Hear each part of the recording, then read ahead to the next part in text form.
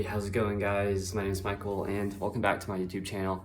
Today I want to talk about real estate for the second half of 2020 now that we've seen some of the economic reports come out, and I got a couple ideas, thoughts I want to share with you. In case you're looking to pay attention to the market, pay attention to US money, dollar value,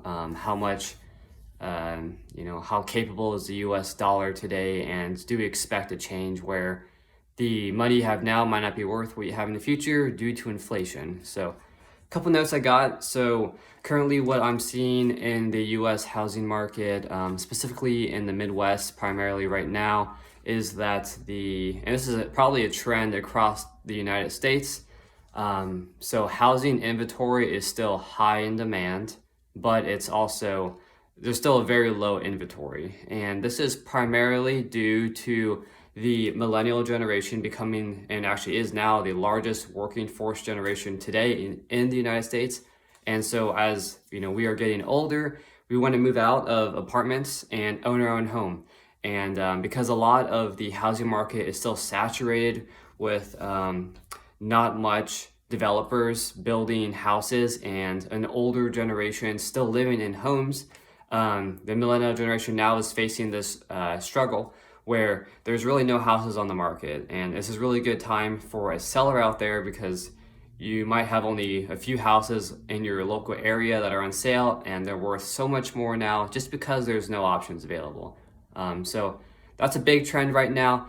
Something I would keep in mind too is that a lot of the big cities in the United States that are extremely expensive are actually losing a lot of people there, because many companies today that are tech-based or can work electronically and not be on-site, a lot of them are actually moving out of the city.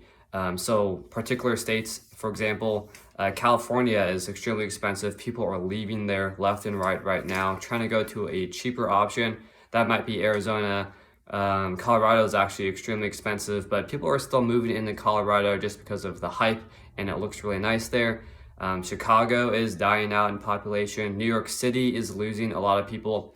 And the trend that we're seeing right now is a lot of W-2 employees are actually moving to cheaper cities and still maintain their job and just work electronically. So something to keep in mind, you're going to see increases in home values in the Midwestern markets because of this.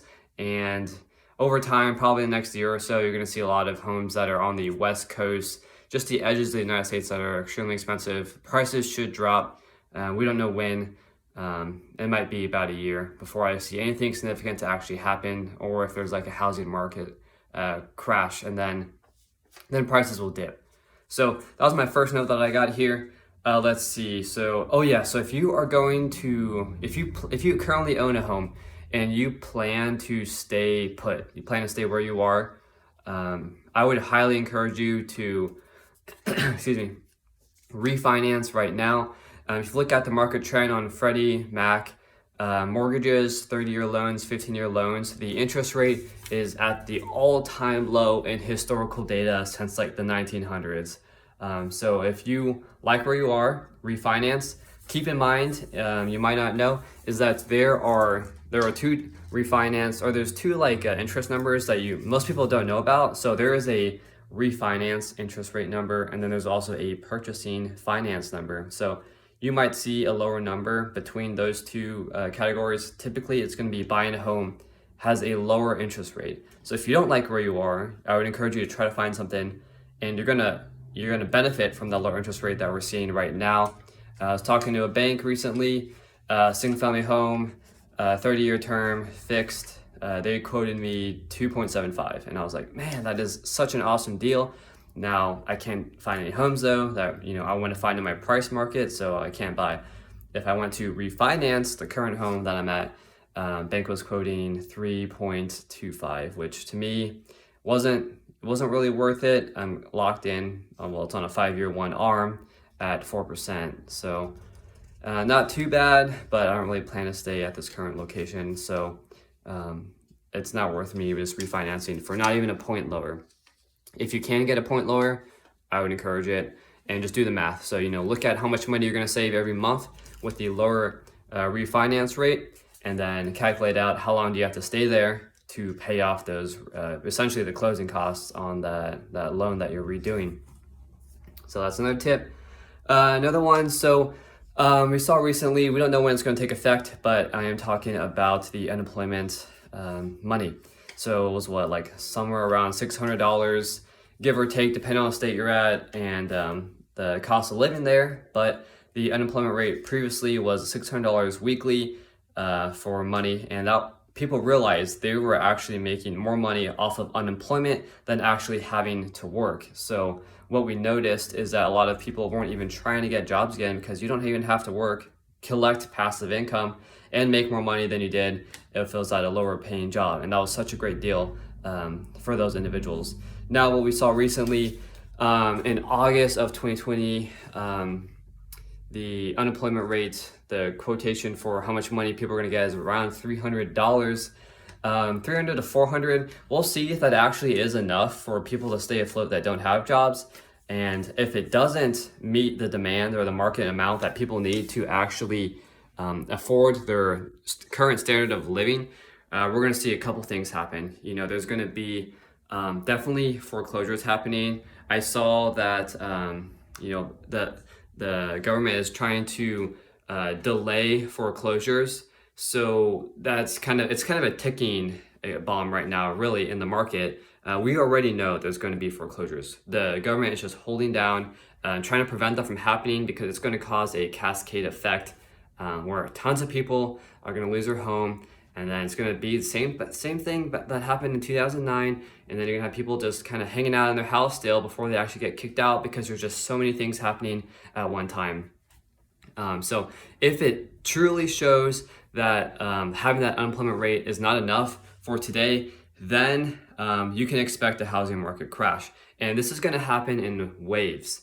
So if $400, $300 is enough right now, then that's going to maintain as long as the government thinks the United States needs it for unemployment.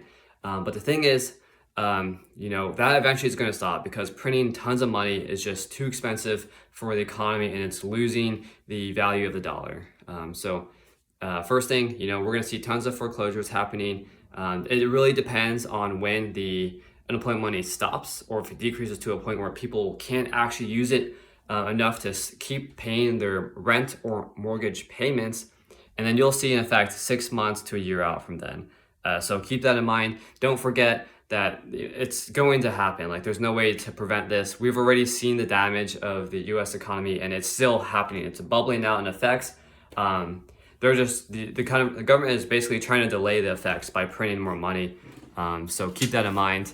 And your dollar value is just dropping tremendously. Like, you're seeing inflation right now with food prices jumping up 4 or 5% in the past year. So it's pretty ridiculous. Which really just ties into what I wanted to say next, is that inflation is happening right now and it's going to happen continuously. I'm actually super curious how much inflation we are going to see and how much the government is going to try to control it. But what you can do to really mitigate your risk on inflation and hedge against that, I recommend buying long-term fixed debt. So what does that mean? Well, I would recommend if you can buy some type of real estate that gives you, because it's going to give you a fixed rate or a fixed loan amount. So I recommend if you can buy a real estate property, if there's any available in your market, that's fixed debt. So you can hedge against inflation. Something that I like a lot that I encourage you to check out is that, let's say, for example, let's say you're investing in an apartment complex. The value of the apartment complex is based off of the generating income. Okay, so you had an apartment complex that is at a fixed debt. Let's say you had it for $1 million, right? Or this could even be multifamily stuff, for example, but it's more understood in the apartment world just because of how the economics and how the IRS wrote tax benefits for apartments, which is one of the reasons why I keep talking about it. And I think you should highly consider it. So inflation, let's say you get $1 million and you're fixed, let's say your loan for your apartment complex, and inflation happens. So the price of things are going to go up, which means your rent is going to have to go up because you have to account for the cost of upkeep costs for the property. So, maintenance is going to go up, property management is going to go up. Okay, so prices go up, inflation goes up, people have to pay more for rent, so your income goes up. Along with that, the value of your apartment complex is now going up because you're generating more revenue, more dollars seen on your pay scale every month for collecting the mortgage. So now your apartment value goes up because of that. Okay, so that goes up. But what helps you and how you hedge against this, not only are you generating more money, is that because the perceived value of the mortgage that you're paying on the apartment is still the same, you had a fixed debt, you're actually winning in that scenario as the apartment owner or apartment syndicator or the people involved in actually investing in that type of deal.